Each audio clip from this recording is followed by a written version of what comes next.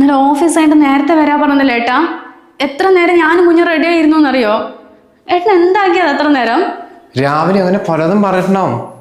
നീ വീട്ടിലിരിക്കുന്ന നിനക്കൊന്നും ഓഫീസിൽ എൻ്റെ ജോലി മനസ്സിലാവില്ല. നീ വെറുതെ ഇപ്പോഴത്തെ കാര്യങ്ങളിൽ നോക്കുന്നുള്ളൂ. എടാ, ഓഫീസ് ടൈം കഴിഞ്ഞിട്ടാണ് ഒരു ക്ലയന്റിനെ കാണാൻ പറഞ്ഞേക്കുന്നത്. അത് എത്രയോ കിലോമീറ്റർ അപ്പുറമുള്ളത്. അവിടെ പോയിട്ട് മിണ്ടാതെ വരാൻ പറ്റില്ല. കുറേ നേരം സംസാരിച്ചോ, കൺവീൻസ് ആക്കണ്ടേ? അത് കഴിഞ്ഞ് വന്നിട്ട് നിന്നെയും കൂടി പുറത്തു കൊണ്ടുപോകാനാ? നിനക്കെന്താണ് എന്നെ മനസ്സിലാക്കാൻ കഴിയാത്തത്?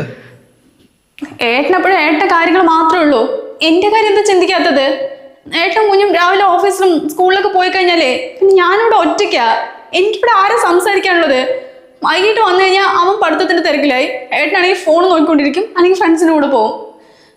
ഞാൻ എന്താ ഏട്ട ചെയ്യേണ്ടത്? അതുകൂടി പറഞ്ഞാ. ഒരു കാര്യം ചെയ്യാ, നിനക്ക് സംസാരിക്കാൻ വേണ്ടി എന്റെ ജോലി ഓഫീസൊക്കെ ഒഴിവാക്കിയിട്ട് ഫുൾ ടൈം നിന്റെ കൂടെ ഇരിക്കാം. അപ്പൊ തിന്നൊന്നും വേണ്ടടി. അതിന് ഏട്ടെങ്ങനെ ഒറ്റക്കിടന്ന് കഷ്ടപ്പെടണ്ടല്ലോ. ഞാനും കൂടി എന്തെങ്കിലും ജോലിക്ക് പോവാ പറഞ്ഞാൽ അതിനോട് സമ്മതിക്കൊന്നുമില്ല. എന്നാ എനിക്ക് കുറച്ചു നേരങ്ങളിൽ എൻ്റെ കൂടെ ഒന്ന് സംസാരിച്ചാൽ മാത്രം മതി. അതെന്തേട്ടാ ചെയ്യാത്തത്? ജോലിക്ക് പോകണ്ട പറഞ്ഞത് വേറൊന്നും കൊണ്ടല്ല. എന്റെ കൂടെ ജോലി ചെയ്യുന്ന ഒരുപാട് ആൾക്കാരുടെ ഭാര്യമാർ ജോലി ചെയ്യുന്നുണ്ട്.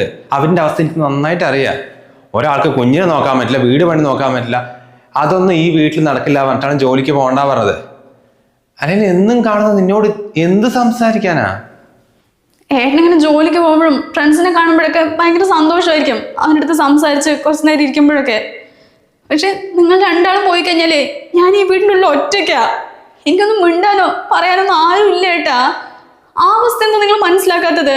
ഈ വിവരക്കേട് പറയല സന്ധ്യ. ഏത് നേരവും സംസാരിച്ചിരിക്കാനാ? കല്യാണം കഴിഞ്ഞിട്ട് 5 വർഷമായി. ഇനിയും കൊഞ്ചു കൊഴിഞ്ഞ് നടക്കണോ? നിന്റെ ഈ റീൽസ് കാണുന്ന പരിപാടി ആദ്യം നിർത്തിക്കോട്ടോ. അല്ലെങ്കിലും നിങ്ങൾക്കൊന്നും പറഞ്ഞാൽ മനസ്സിലാവില്ല. ഇന്ന് കുഞ്ഞിന്റെ ആനുവൽ ഡേ ആണ് സ്കൂളില്. ആ പ്രോഗ്രാമെങ്കിലും ഒന്ന് വരാൻ പറ്റുമോ? 2-3 ദിവസമായിട്ട് തന്നെയല്ലേ പറഞ്ഞു നടക്കുന്നത്. ഉച്ചയ്ക്ക് ശേഷമല്ലേ പരിപാടി. ഞാൻ വരാ. അമ്മ രാവിലെ തുടങ്ങും വെറുപ്പിക്കാൻ.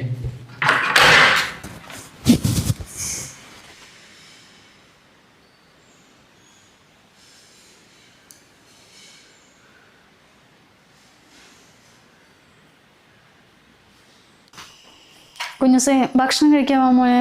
ഇപ്പൊ വേണ്ട അമ്മ, പപ്പ വന്നിട്ട് ഒരുമിച്ച് കൂടെ കഴിക്കാം. പപ്പ വരാൻ കുറെ ലേറ്റ് ആവും മോനെ. മോന് നേരത്തെ സ്കൂളിലൊക്കെ പോണ്ടതല്ലേ? സാരൂല്ല അമ്മ, കുഞ്ഞ് കുറച്ചു നേരം വെയിറ്റ് ചെയ്യാ. എന്നാ വാ, നല്ല ചപ്പാത്തിയും കുറുമക്കറി ഉണ്ടാക്കിയിട്ടുണ്ട്. അത് കഴിച്ചിട്ട് വെയിറ്റ് ചെയ്താൽ മതി കേട്ടോ. എന്നാൽ പിന്നെ കുഞ്ഞ് ഭക്ഷണം കഴിച്ചിട്ട് പപ്പനെ വെയിറ്റ് ചെയ്യാ. വാ. ആ അമ്മ.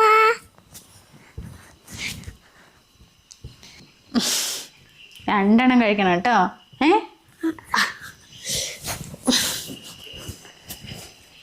വെള്ളം കഴിക്കണം കേട്ടോ.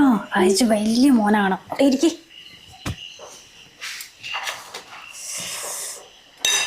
ഹോംവർക്ക് ഒക്കെ ചെയ്ത് കഴിഞ്ഞില്ലേ കുട്ടാ? അമ്മ, നാളെ പനീർ കറി ഉണ്ടാക്കോ? നാളെ കുഞ്ഞിക്ക് ഇഷ്ടപ്പെട്ട പനീർ കറി ഉണ്ടാക്കി തരാം. ഇന്ന് പപ്പയ്ക്ക് ഈ കറി ഭയങ്കര ഇഷ്ടമാണ്, അതുകൊണ്ട് അമ്മ ഉണ്ടാക്കിയതാ. Okay okay.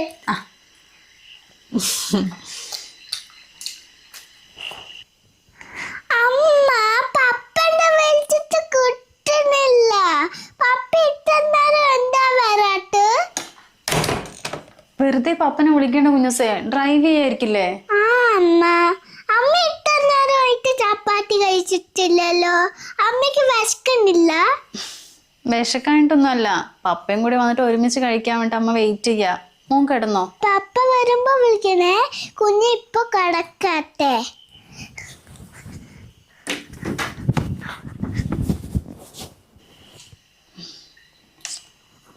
നാല് നേരത്തിന് ഇത്ര നേരമായിട്ട് വരാത്തെ?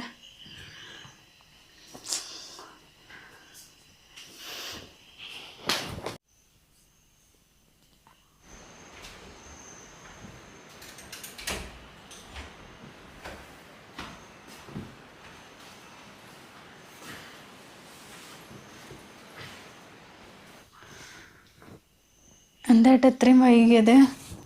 ഒന്നുമില്ല, രാകേഷിന് പ്രൊമോഷൻ കിട്ടിയതിന്റെ പാർട്ടിയായിരുന്നു. അതാ വൈകി. നീ ഇതുവരെയായിട്ട് ഉറങ്ങിയില്ലേ? ഞാൻ ഇത്ര നേരം ഏട്ടനെ നോക്കിയിരുന്നതാ. കുഞ്ഞൂസം കുറെ നേരം പപ്പ വന്നിട്ട് കഴിക്കാൻ വേണ്ടിട്ട് ഇരുന്നായിരുന്നു.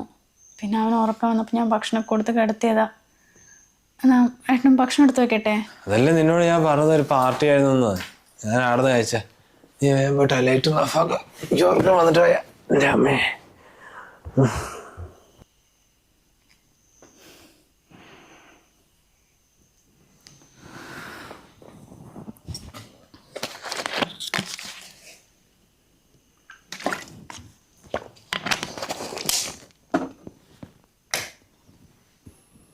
നമ്മൾ ആദ്യമായിട്ട് കണ്ടത് എവിടെ നിന്നായിട്ട് ഓർമ്മയുണ്ടോ? നമ്മുടെ എൻഗേജ്മെൻറ്റിന് ശേഷം നമ്മൾ മലമ്പുഴി വെച്ചിട്ടാ ഫസ്റ്റ് ടൈം മീറ്റ് ചെയ്യുന്നത്. അന്നേരം എന്നെ ഒരുപാട് സംസാരിക്കുകയായിരുന്നു, കുറേ തമാശകൾ പറഞ്ഞ് എപ്പോഴും എൻ്റെ കയ്യിലൊക്കെ പിടിച്ച്. അപ്പോഴത്തെ ഫോട്ടോ എന്ത് ഏട്ടൻ ഓർമ്മയുണ്ടത്? പക്ഷെ കല്യാണത്തിന് ശേഷം ഏട്ടൻ ആകെ മാറി. ഫുൾ ടൈം ബിസി ഫ്രണ്ട്സിൻ്റെ കൂടെ. അപ്പോഴൊക്കെ ഞാൻ എത്ര വിഷമിച്ചിട്ടുണ്ടെന്നറിയോ? കുറേ ഇരുന്ന് കരഞ്ഞിട്ടുണ്ട്. പക്ഷെ ഏട്ടനൊന്നും കണ്ടില്ല. കുറേ കഴിഞ്ഞ് കുഞ്ഞ് വന്നപ്പോൾ കുറച്ച് ആശ്വാസമായിരുന്നു. പക്ഷെ അവനും വലുതായപ്പോൾ എനിക്ക് പിന്നെ ആരും ഇല്ലാത്ത പോലെയായി. കുറേയൊക്കെ മനസ്സിലായിട്ടിങ്ങനെ നടന്നു. എനിക്ക് പറ്റുന്നില്ല ഏട്ടാ. എന്നെ കുറച്ചു നേരം എൻ്റെ കൂടെ എൻ്റെ അടുത്ത് സംസാരിച്ച് എത്ര ഞാൻ ആഗ്രഹിച്ചിട്ടെന്നറിയോ? എൻ്റെ ഫ്രണ്ട്സിൻ്റെ ഒക്കെ സ്റ്റാറ്റസ് കാണുമ്പോൾ അവൻ്റെ ഭർത്താവിൻ്റെ കൂടെ അവരെവിടെയെങ്കിലും പുറത്തൊക്കെ പോകുമ്പോൾ എനിക്കും തോന്നിയിട്ടുണ്ട് എൻ്റെ ഏട്ടൻ്റെ കൂടെ എവിടെയെങ്കിലും ഒന്ന് പോകണമെന്ന്.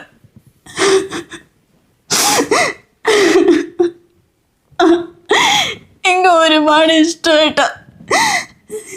എൻ്റെ അടുത്ത് ഒന്ന് സംസാരിച്ചൂടെ?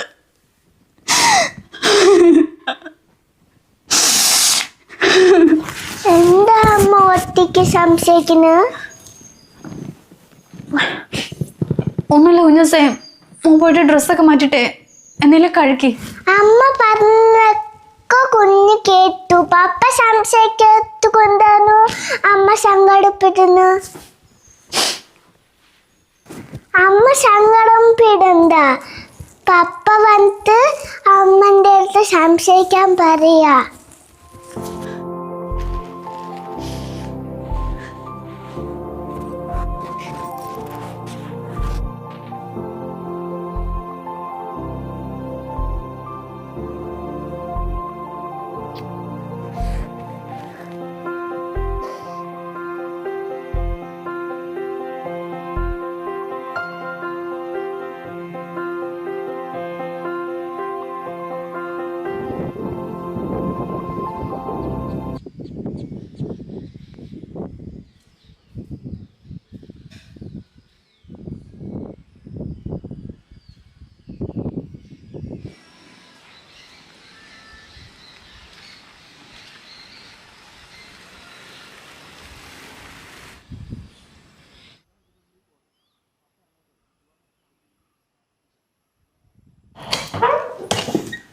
കുഞ്ഞസേ വാ.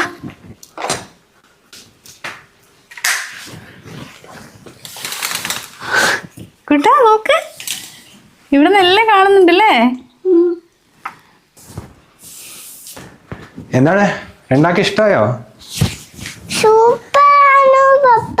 ഇപ്പോഴാണ് പപ്പ ഗുഡായിട്ട്. ഞാൻ ലഗേജ് ഒക്കെ എടുത്തു തരാം. നിങ്ങൾ കാഴ്ചയൊക്കെ കണ്ടിരിക്കും.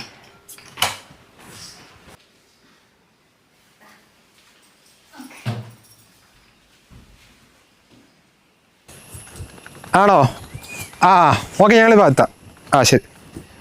എടാ സച്ചു, ജീപ്പ് വന്നിട്ടുണ്ട്. നമുക്കൊന്ന് ഇവിടേക്ക് ഒന്ന് കറങ്ങി വരിക. ആ നല്ല രസമുണ്ട് കേട്ടോ ഇവിടെയൊക്കെ നിൽക്കാൻ. ജീപ്പിൽ എങ്ങോട്ടേക്കാണ് പോകുന്നത്? ഏതോ 2-3 സ്ഥലങ്ങളൊക്കെ പറഞ്ഞു. നല്ല ഓഫ് റോഡാണ് അത്രേ. വാ പോയിട്ട് വരിക. ഇത്രയും കാലം പാലക്കാട് ഇരുന്നിട്ടും ഈ സ്ഥലങ്ങളിലൊന്നും വന്നിട്ടില്ല എന്ന് ആലോചിക്കുമ്പോഴാണ്. ആദ്യമൊക്കെ വീട്ടുകാരുടെ അടുത്ത് എവിടേക്കെങ്കിലും ടൂറ് പോകാമെന്നൊക്കെ പറയുമ്പം അച്ഛനും അമ്മയും പറയായിരുന്നു, കല്യാണം കഴിഞ്ഞിട്ട് ഭർത്താവിൻ്റെ കൂടെ നിനക്ക് എവിടെ വേണമെങ്കിലും പോകാമല്ലോ, അടിച്ചു പൊളിക്കാമല്ലോ എന്നൊക്കെ. പക്ഷേ കല്യാണം കഴിഞ്ഞ് 5 വർഷമായിട്ടും എല്ലാത്തിനും ഓരോ സമയം ഉണ്ടാവില്ല ഏട്ടാ. സോറി കേട്ടോ. എന്തായാലും പഴയൊന്നും ആലോചിച്ചിട്ടേ നീ ടെൻഷൻ അടിക്കണ്ട. നീ ലീവ് കിട്ടുമ്പോൾ ഒക്കെ ട്രിപ്പ് കൊണ്ടു കേട്ടോ. വാ നമുക്ക് ജീപ്പിൽ ഇറങ്ങാൻ പോട്ടെ. നീ എടോ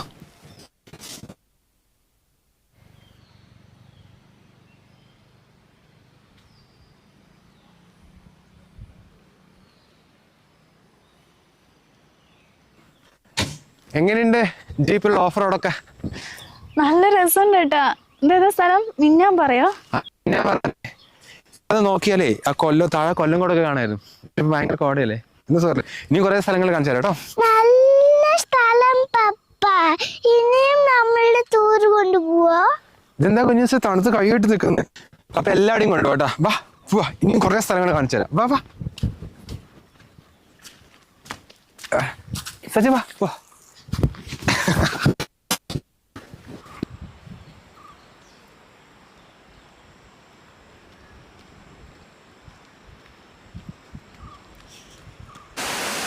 എടാ ഞങ്ങൾ നെല്ലിയാമ്പതി പോയതായിരുന്നു.